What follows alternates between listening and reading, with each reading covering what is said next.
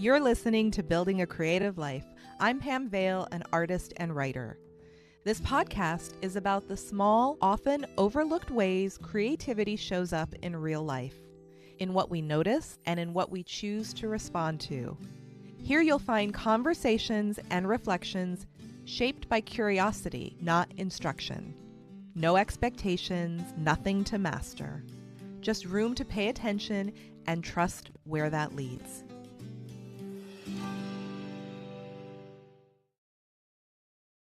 Today's conversation is with author, editor, and artist Alison McBain. Alison has written across genres, worked as a ghostwriter and editor, and recently completed a fantastic personal project where she wrote a book a week without using AI. But this conversation isn't really about output. It's about rhythm and repetition and burnout. And what happens when creativity becomes part of your daily life instead of something you wait to feel ready for. Stay with us through the end, and I'll share a few reflections on what I heard. Well, hello, Alison. Welcome to the show. Oh, thanks so much for having me. It's lovely to be here. I'm really excited to talk to you, and I feel like you, from the little bit of research that I did, I feel like you have lots of things that you're interested in and that you're knowledgeable on that really are really resonate with me. So I'm very excited about this conversation. I would love it if you could give a little background on you and what you do. Yeah, definitely. So I wear a lot of hats. I'm an author, editor, ghostwriter. I run a small press, and I'm a mom. I have three kids. So I don't like to forget that part of it because that is a full-time job also. But yeah. So I write a lot. I write for myself. I write for other people, and I help other authors, get their words out. It's very satisfying. It's a beautiful service because I think a lot of times people have things that they need to get out and they just don't know how to do it. Exactly. Yeah. Yeah. So you're in your creative path with wearing many hats, and they all, obviously they're all creative, even being a parent. What were some of your early influences as far as what you were going to do professionally? Oh, I knew from the very beginning, like when I was 4, I wrote my first story. I was like, I always wanted to be a writer. Life did get in the way. So I I had various plans. I was like, okay, I'm going to start writing right away and I'll be a world famous author by the time I hit 20. No, it didn't happen like that. But I feel like some of these life experiences that we all have that definitely informed my writing and made it much better. And what is your creative process like? Because are you doing all these things sort of like simultaneously? Are they, was ghostwriting at another time and now you're writing more for yourself, or is it all happening sort of at the same time? Pretty much all happening at the same time. Not necessarily I'm doing all the projects all at once. Um, but ghostwriting actually sort of sprang from my editing. Because when I was editing one client's manuscript, they were like, you know what, these are fabulous edits. I would love to implement them. Would you be able to do it for me instead? And I was like, you know what? Yeah, sure. Why not? Ghostwriting's a thing. I'll collaborate with you on this manuscript. And after that, I was like, wow, this is not bad. This is sort of fun. So I sort of call sometimes ghostwriting, like if you're helping another author, I sort of call it like deep edits Mm-hmm. because they might have a manuscript. They just might need a little bit extra help with another author. And how does that feel as a creative where you don't really get credit for it, right? So, or do you? I don't know how that works. I don't. But for me, that's okay. I have lots and lots of my own works out there with my name on it. Again, it's one thing that I do to help get others' stories out there. And it's fun. Sometimes it's fun to get out of your own head and get in someone else's head and see the world from their perspective. So I find it also helps my own writing. That makes a lot of sense. And are there certain genres that you prefer to do that in? Like, do you stick to a certain lane? Yeah, well, I only ghostwrite fiction, which is sort of like a very niche type of market. Because you think of ghostwriter, you often think about, oh, a celebrity trying to tell their story. No, I work with other authors and publishers. But yeah, I would say the majority is romance. And it's not because I choose it, it's because that's the majority of the work that's out there. So, but I love it. I love romance. Romance is so much fun. It's happy. And sometimes you need that, like if all the news is bad, romance is great. Absolutely. And I want to talk about a big project that you did that was AI versus, was it called AI versus author? Is that what it was called? Oh, author versus AI. Authors, Author comes first. authors versus AI. Thank you. Okay. And so that's very funny and true. So I did a little research on that, and I was really fascinated by it. Like obviously I write, but I'm a licensing artist, and so AI has really impacted my profession, and not so much for me, but for like younger artists coming up in the industry. And in my industry threads on social media, there's so much conversation and debate about the use of AI in creative professions. And so when I read about what you did, number one, I thought it was really fascinating that you took so much time to sort of like do this test yourself, and then like the meanings behind it. So I would love it if you could tell people what that is, and then talk a little bit about why you did it or what you learned from it. Yeah, so basically this started back in actually before 2024, before I started the project, because it took about 6 months of preparation before I could actually start. So it was right when like large language models had sprung onto the scene and everyone was talking about them. This was right after the writers' strike in Hollywood. So it was something that was on everyone's mind. Like, what is this thing? What is it going to do? And how will it impact the creative sphere? So part of my project, like part of the purpose of it was just to sort of start a discussion about it, to show that it wasn't the big scary thing that a lot of authors and musicians and actors were thinking it was, but it was, another thing out there. Don't get me wrong, it has definitely encroached on the creative sphere, Mm-hmm. but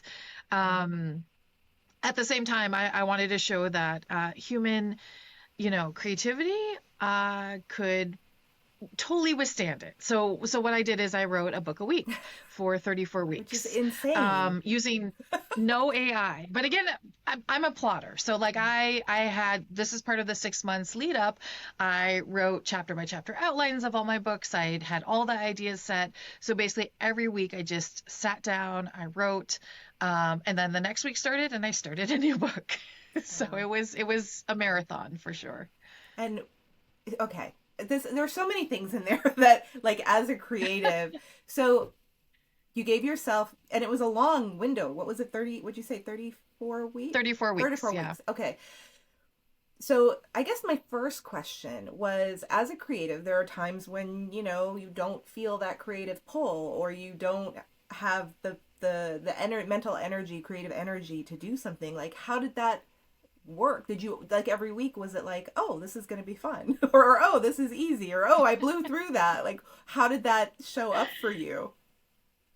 Well, it definitely depended. So, there were different parts, and I created videos of talking about the different experiences, and they're all on my website.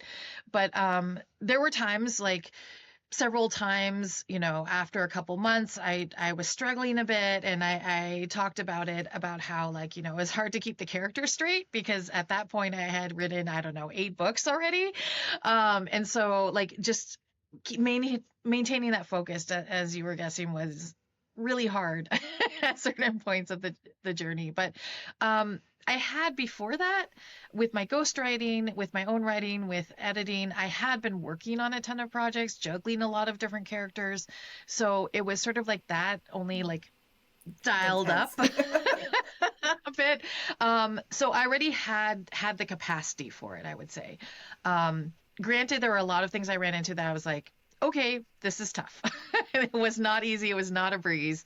But some of the stories really I came up with the stories. Some of them really resonated and I had a lot of fun with them. So, And did any of them connect? Like, did any of the characters connect, or were they all completely separate? well, there were several that had like, I worked back to back on like the first book and then the second Okay. book. And so some of them are series, but there were a lot of like standalones for sure. But, you know, as a writer, you're always like, oh, well, if someone likes this book, of course I'll write a sequel. Exactly. So, yeah, and any of them could be sequels potentially. when you were doing the setup, so I'm very interested in your 6 month sort of preparation. Um, what did you think was important? I know you talked a little bit about just now about like some of the outlines and things that you did, but like what did you feel was important to have in place? Like what structure was important to have before you actually dove into your challenge? Well, one thing that I was doing about this, it's long been a desire of mine to write in every genre. Like I love certain genres, but I really wanted to challenge myself in that way. Ever since I was like a kid, I was like, oh, why do writers stick with one genre? That's silly. There are so many stories out there. So I wanted to really challenge because as an author, you might have a preferred genre Mm-hmm. that you're like, oh, this is comfortable. This is what I read the most of. Um, so part of the preparation was to just write out a list of all the genres I wanted to write in and make sure I hit each target. So some of them were a bit more of a struggle. For example, one that I wrote was a Western, and I'm like, I've never written a Western before. Like, it is not my comfort genre. There's to me, a lot of problems with the genre. And so how to incorporate that with things I loved and I believed in to make a good story. So that was one of the more, and I actually had so much fun writing it because like, once I tackled those problems, Mm-hmm.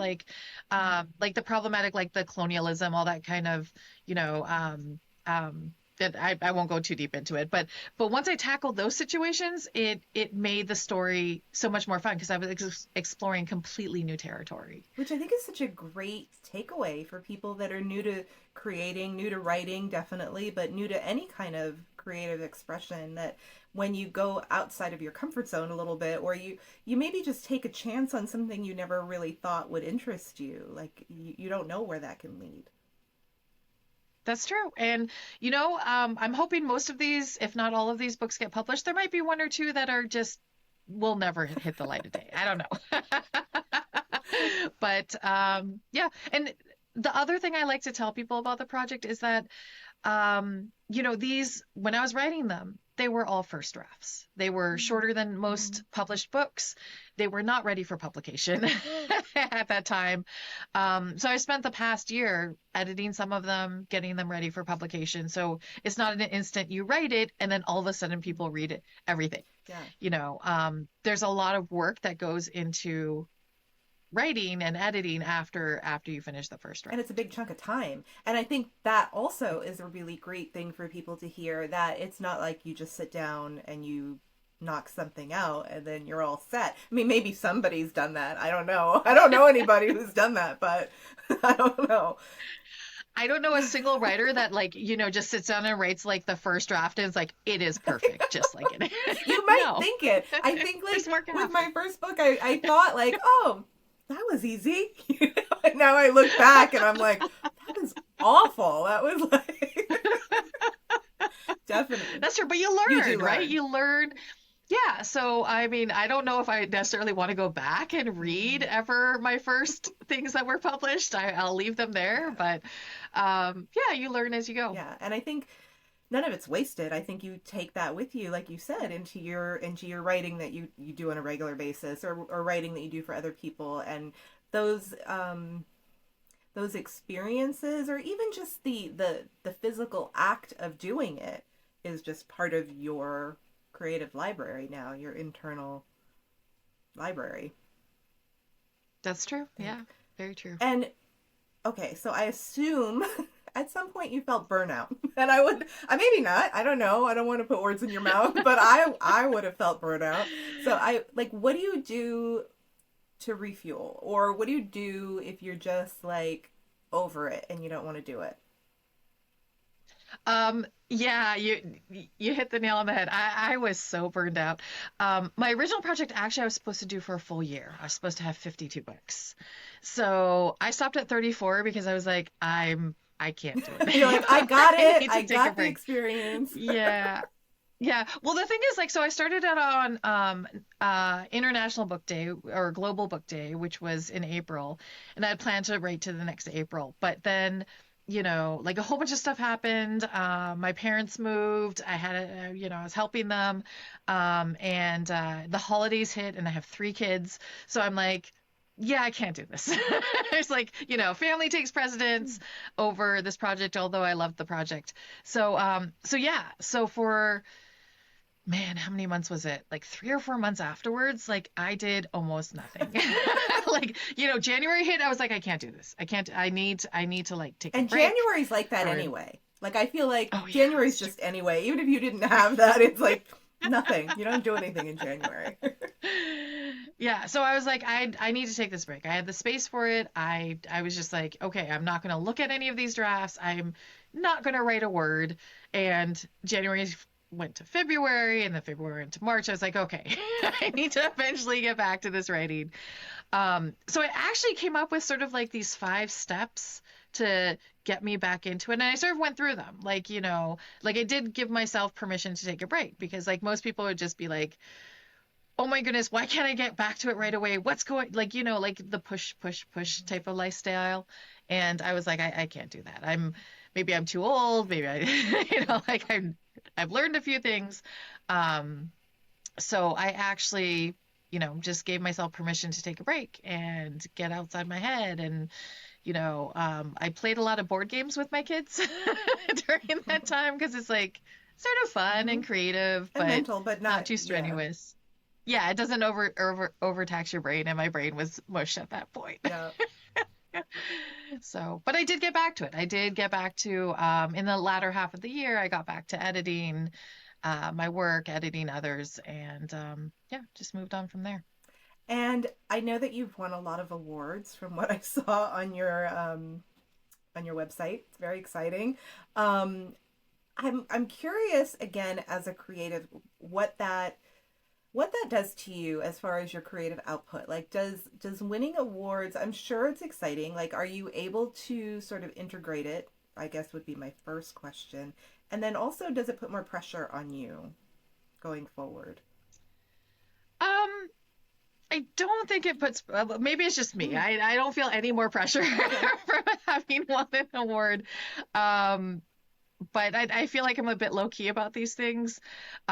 It's great validation because I don't know about you, but as an author myself, I go through the periods where I'm like, oh my God, I'm so fabulous. Everyone loves what I write. And then I go to the opposite extreme, like, oh, no one loves what I'm producing. Why am I even doing this? And granted, the longer I go on, the less I maybe have of the lower end, but everyone has them. Everyone has those moments of self-doubt. Um, so for me, the awards sort of help give not just legitimacy, not just, like, yay, someone liked my work too. But it also sort of keeps me going sometimes, like, okay, so maybe that wasn't so bad. And hopefully my next book will be better. Like, but I don't think that awards in and of themselves, to me, are either intimidating or motivating. They're wonderful. They're wonderful to receive. They're wonderful to get that recognition. But it's the writing, like yeah, I would write stuff even if I had never received an award. So, And I think that's really beautiful. I think that is the purest form of, like I don't know, like true authentic creative expression. I find like for me, I would create, I would, do artwork, I would make things. It doesn't matter to me what happens to them or who likes them. It's for the process. And I guess is that's what it is for you. It's like the process of oh getting yeah, again, I've been writing since I was 4, yeah. so like no one will ever see this stuff from I don't know age 4 to 20, I guess. But I did it because I loved it. Yeah. How do you connect with your fans? Like, are there certain, do you have like groups or do you do like book readings, or how do you connect with your fans? Oh, definitely. Whatever I can do. So, I speak at conferences. I do readings. Trying to think what else. Oh, I go on podcasts. um, but yeah, I'm always open. I don't know if I am allowed to say this, but I have on my website, like, all my contact Oh yeah, information, all my socials, my email address if people want to reach out to me. I generally try to make myself available if people have questions or want to chat. that's awesome. And yeah, I will put all your contact information in the show notes so people can find you and read you and be in touch. And I love when Nice. authors and creatives are accessible. Like I have always been accessible to whoever wanted, my knowledge or my experience or feedback or whatever. So that makes me really happy to hear that, because not everybody's like that. Not all creatives are like that. No, that's true. I'm not at the level of, like, I don't know, like Amy Tan or Mhm. someone, or like, so I understand why Yeah. if you get to a certain level, you need some Yep. space because you're still in the work of creating, and if you have a zillion fans, like that would take up your whole day talking Absolutely. to them. And so that totally makes sense to me. Yeah. But I'm not at that level. Like I'm accessible. What other creative outlets do you have? Oh, you mentioned art. Hmm. So, like I like art too. I actually draw a webcomic. Really? It's called Toddler Times, and I like to joke that I'm at sort of the Dilbert-esque style of drawing. I'm not. It's not high art, but it's hopefully funny. It's about parenting and I always like to take the tactic. You can laugh or you can cry, right? So I'd prefer to laugh rather than cry because there are so many things about parenting that will just set you bawling. Yeah. How old are your children? Are they little? Well, they're a bit older Oh, now. So like my youngest is 10 and my oldest is yeah. 16. Okay. Yeah, so some of these are looking back on the Hmm. past, but yeah, those things stick with you for sure. Do you have favorite books that you could recommend that people check out? Yeah, for the craft of writing. Or anything that you. It could be something you just enjoy reading as a reader, Oh, or okay. yeah. Okay, so I'll start off with the craft of Okay. writing. Yeah, which is helpful. Um, yeah, which is so there's one book that I love. It is called The First Five Pages, and it's by a literary agent by the name of Noah Lugman, and I recommend it to everyone. It's like a very small book, but it is cram-packed full of, like, craft, how to write, how to catch an agent's attention, how to catch a publisher's attention. It's very specific. It is for writing for publication. And he also peppers it with, like, inspirational stories of authors who, like, almost gave up but didn't quite, and so, like, it's sort of like a compact, like, everything you could need as a writer is in this book. So I really recommend it. Um, for reading myself, I always like to recommend an author that is sort of, if you know her, you know her. Her name is Tanith Lee. And she is a fantasy author, and she was so instrumental to me growing up. She wrote in these beautiful poetic stories, like her writing style was so lush and vivid, and I wanted to be just like her. you know. And she wrote for both adults and for kids. And she was the first woman to win the August Derleth Award, which is now the fantasy award in Britain. She's a British author. But yeah, she was so wonderful and widely published, lots of books out there. But then she sort of, not everyone has heard of her. Not many people have heard of her, I find. But she is definitely a gem worth reading. Perfect. That's awesome. And that's why I like to ask that question, because I don't know, I feel like when you're in that industry, you're going to maybe have exposure to things that other people might not know about, which is great. Yeah, So that's perfect. definitely. Do you have like rituals that you do, or do you have a certain way you write? Like do you start off writing on paper, or do you light a candle? Do you have to write in a certain location? Like what do you do? How does your writing come out? Um, I used to be more ritualistic, I guess. I mean, there are certain things that I prefer, but I think having kids, I was just like, yeah, I write when I can. Like I have to squeeze it Mhm. in. But yeah, like my ideal setting is like I like quiet. I don't like music when I write, so I like a quiet atmosphere. I drink tea, so chai tea. We were talking about Earl Grey earlier. Earl Grey is a favorite too. And yeah, just writing. So, but I've written in coffee shops. I tend to write on my computer because it's faster, but I've written by hand. Like pretty much I carry a notebook with me everywhere, which I would recommend for every writer. Um, yeah, it's handy. Sometimes you get the most brilliant idea ever and you have to scribble it down or it will be lost forever. Absolutely will be lost. You think you'll remember it, but you won't remember No, it. don't Absolutely. ever remember it.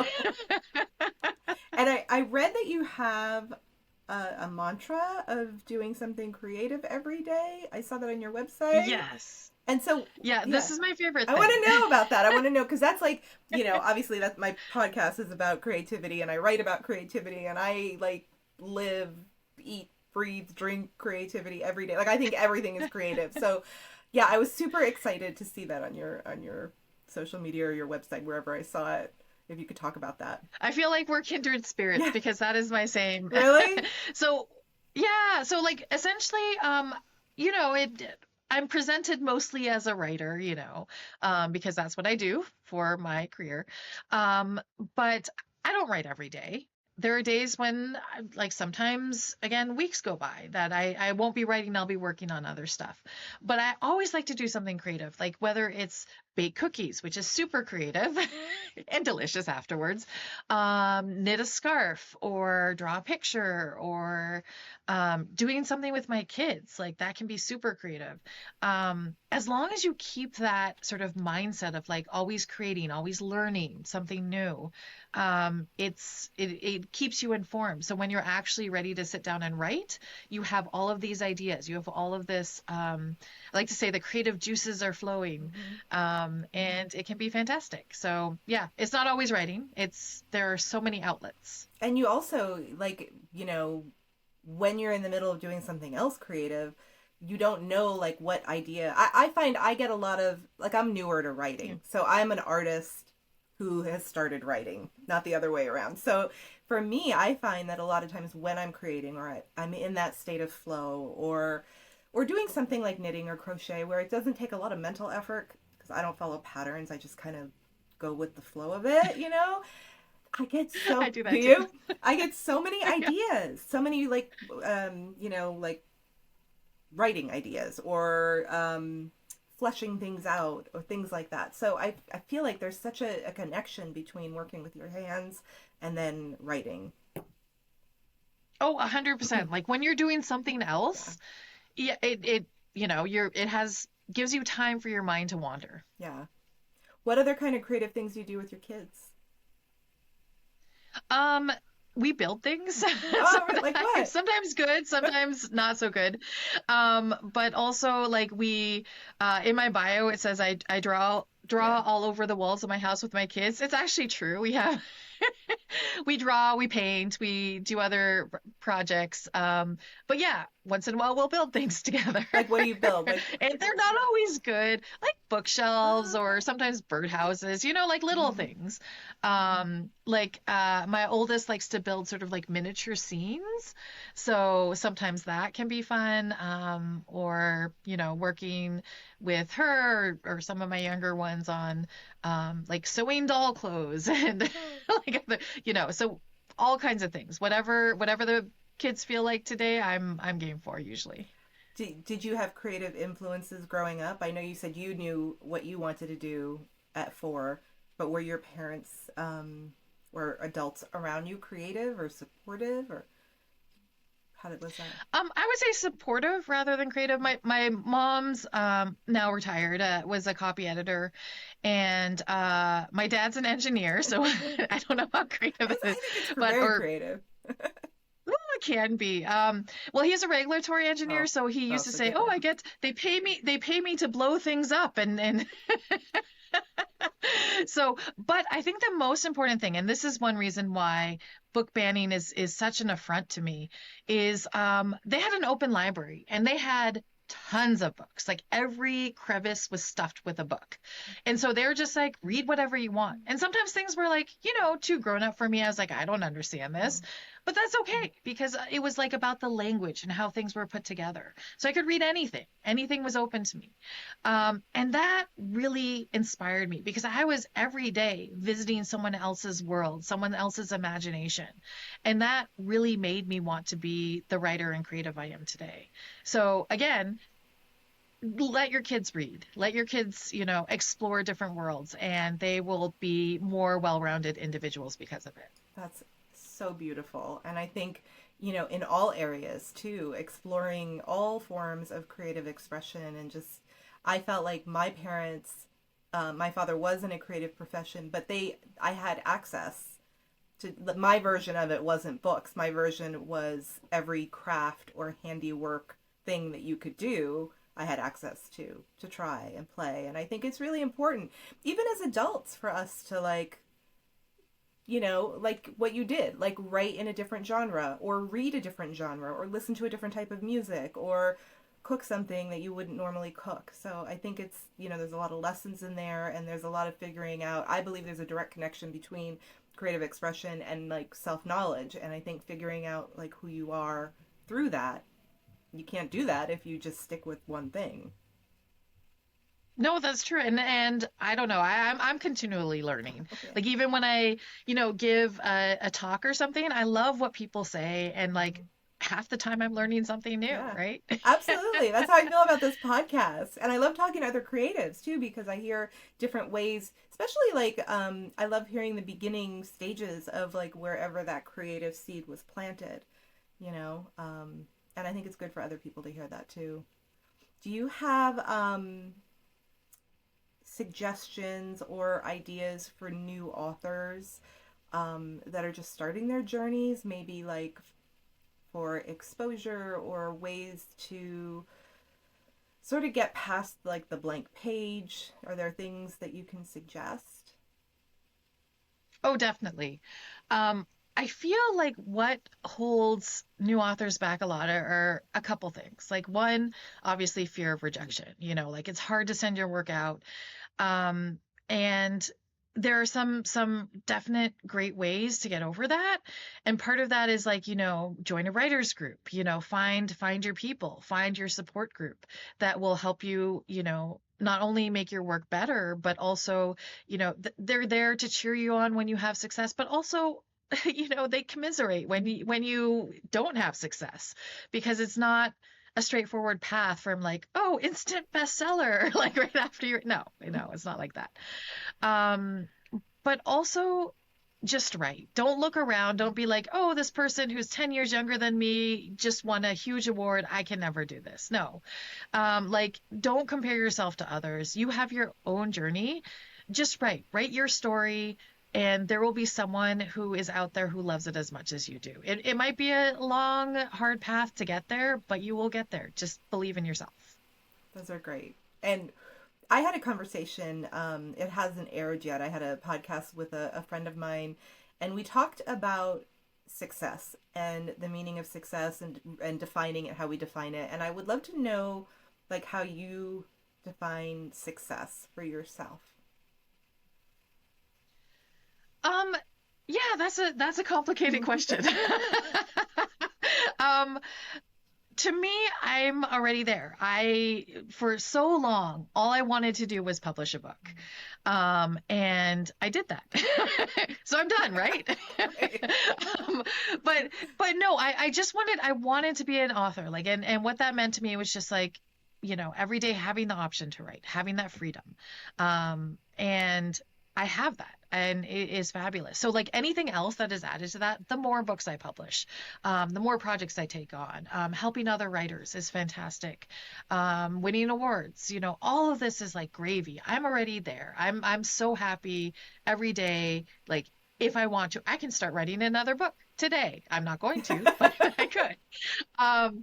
So that was all I was hoping for, and I got there. So, I mean, for other people, it might be like, oh, yes, I have to have this many readers, I have to have this many awards, and, I've got to win this prize. But for me, no, all of that's great, but I'm here. And I love that. And I've started asking that question, in the last couple of podcasts since I had the initial podcast with my friend.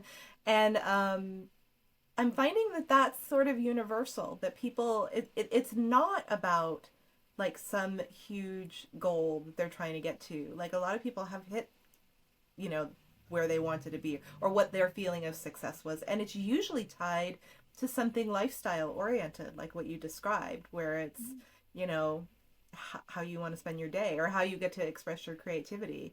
And it doesn't even matter like now, which I think is pretty cool. I love that. And I hope, I hope more people start talking about that so that the thought of, some unattainable or even like attainable, but then once you get there, you don't care about it version of success. It doesn't have to be that. It can be consistency. It can be, hitting a goal like what you did. Yeah, and I forget who I was talking to about this. I think at this recent writers conference I went to, someone was talking about how, yeah, in North America, there's sort of like the push to always do more. And I feel like the rest of the world sort of laughs at us, like, because they're enjoying their life. Right. And so, like, you don't always have to hit those crazy goals. You don't always have to push for more. Like, you can be content with where you are and happy with what you've achieved. So, having said that, I am going to keep on writing and keep on publishing. But yeah, it's fun to have sort of a dream achieved. Yes. Like check. Absolutely. Got there. Do you have any projects you want to talk about that you have planned, or is there anything coming out that people would be interested in hearing about? Well, just that some of these author versus AI books that I are on my website, and there are videos if people are interested in them. Will hopefully be coming out shortly, and by shortly I mean probably starting next year. Which is shortly, I guess. Yes, Like there's I'm still, learning in publishing. yeah, there's exactly, there's still a lot of work to be done.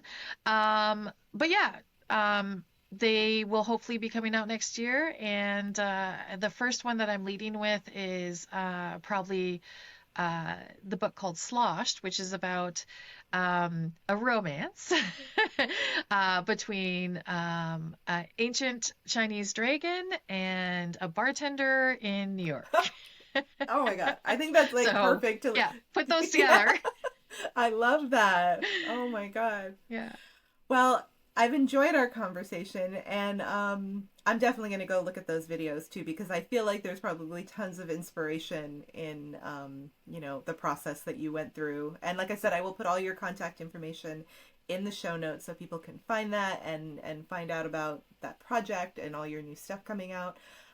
Is there anything else that you want to add that we didn't cover?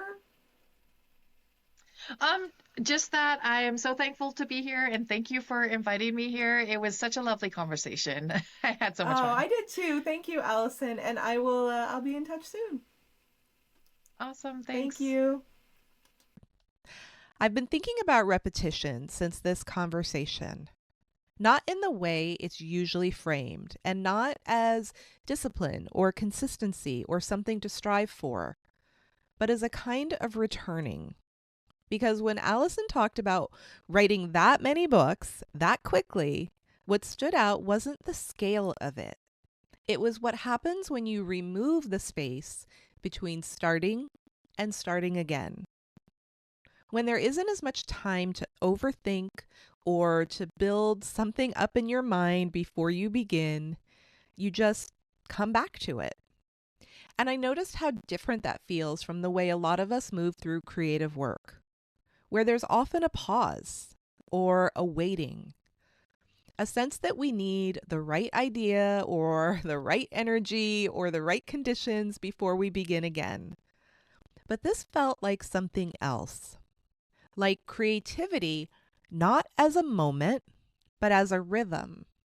something that keeps moving, whether or not it feels particularly inspired in the moment. And I think that's where burnout enters the conversation in a more honest way.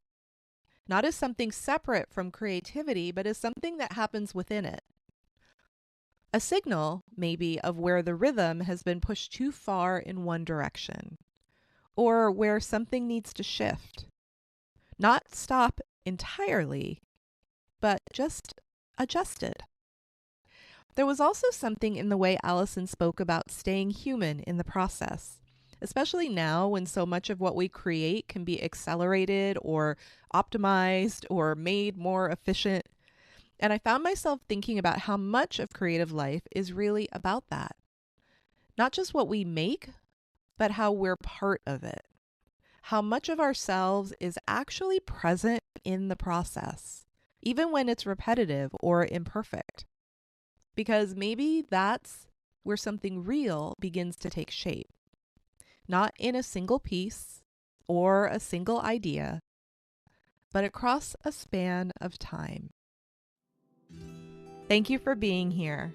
I hope something from today's conversation stays with you in a quiet way. If this episode felt meaningful, you're welcome to follow the podcast or pass it along to someone who might enjoy it. Until next time.